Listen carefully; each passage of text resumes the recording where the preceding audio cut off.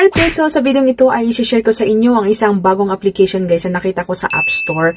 And in fairness ay super nakakaakit siya guys. Kasi nga, kapangalan niya yung isang application po sa ating Google or sa Google Play Store or sa ating phone mismo. Ginagamit po natin siya in transferring yung mga money. So, siguro meron na kayong idea.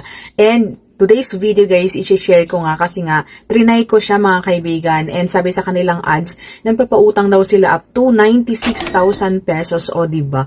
And yung kapangalan niya is nagpapautang din ng ganun kalaki or mahigit pa. So, titignan natin guys kung legit ba tong utangan or hindi. Ayan. So, sa mga hindi pa nag-subscribe, mag-subscribe na at i-hit ang bell button para ma-update ka sa upcoming videos and tutorials and of course, mapapilang kayo sa mga upcoming na pag-giveaways natin.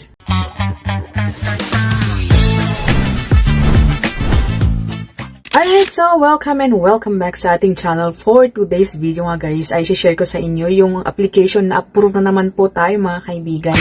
And approve tayo sa halagang 2,000 pesos. Ang loan term niya is 121 days daw and ang percent niya is 0.03%.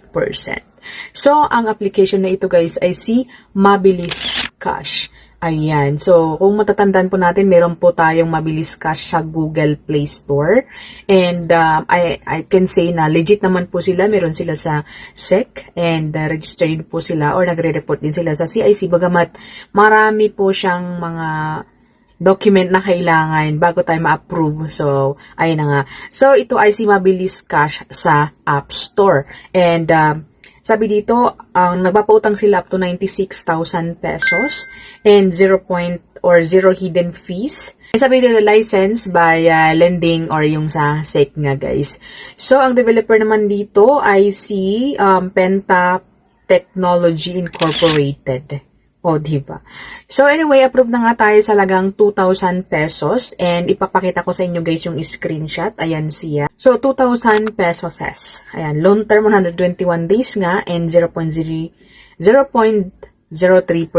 ang per day niya. So, sabi dito guys na ang repayment niya or ang loan amount na utangin daw natin is 2,000 pesos. Bagamat ang processing fee guys ay masakit sa bulsa. Ayan si screenshot agad. 667 pesos. And meron siyang ibang deduction tulad ng 13 pesos na kung saan po yung ating interest and yung risk control na 120.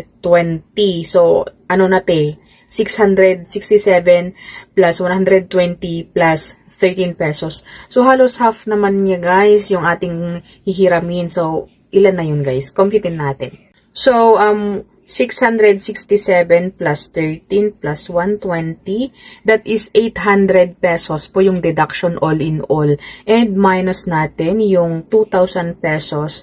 And ang amount receivable natin is 1,200 lamang po mga kaibigan.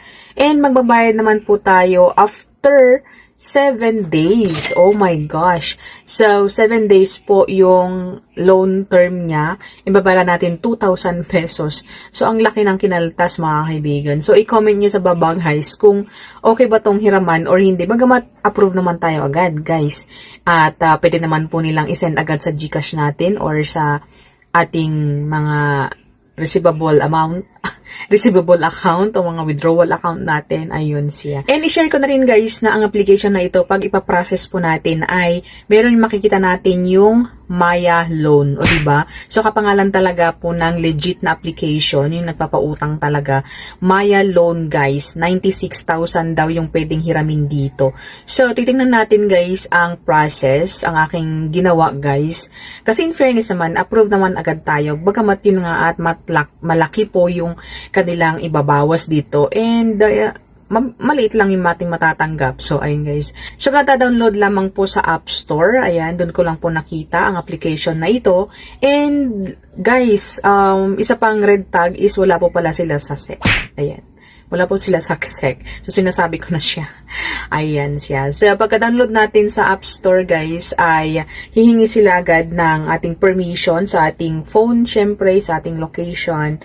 Ayan. And then, After which guys, ipapakita nga yung 96,000 pesos na pwedeng hiramin, 0.03% ang per day nila. So, click natin yung apply. So, pagka-click natin ng apply guys, hihingi sila ng active na phone number, mag-send sila ng OTP. And then, nung in-enter ko guys, yung aking phone number at yung OTP ay bumalik or bumaba po yung kanilang offer. That is 30,000 pesos daw. Ayan, and then, syempre, click natin yung apply, no, para makita nga natin kung legit sila. At hingi sila ng ating ID. So, ito yung mga ID na pwede dito, guys. So, UMID ID, driving license, passport, TIN ID, SSS, voters ID, health card, national ID. So, kung wala naman po yun, guys, ay pwede ang PhilHealth or pwede ang Pag-ibig ID po natin. So, pagka-click, guys, or pagka-pili na natin, pipicturean na natin, ay kakapture nila yung mga information natin. So, automatic, guys, sa makakapture mga information. So, beware sa mga ganito, guys, kasi hindi tayo pwedeng magbura. Ayan. Pagka-picture natin nga, guys, is yung pa-picture na. So, photograph, pwede sa album, pwede tayo magkuha sa album, pwede naman yung mag-selfie tayo.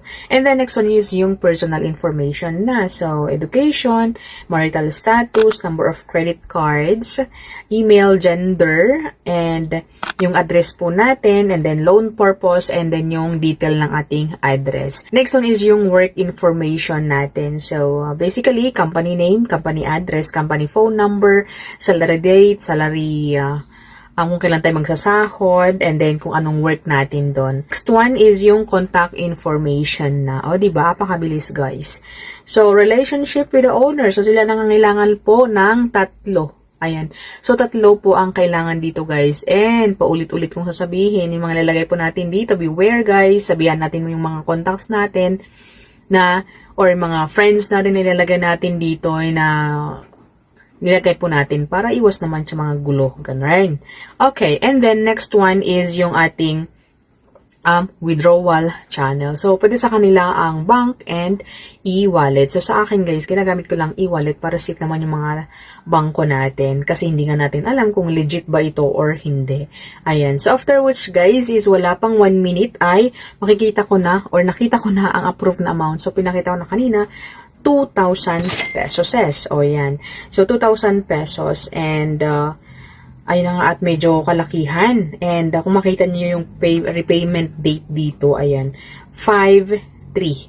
So, ngayon is 27 ba ngayon? So, binilang ko na is up to 6 days or kung mag-start siya ngayon is 7 days. Pero kung mag-start siya bukas, di ba kung magbilang tayo is bukas sana mag-start yung ating day.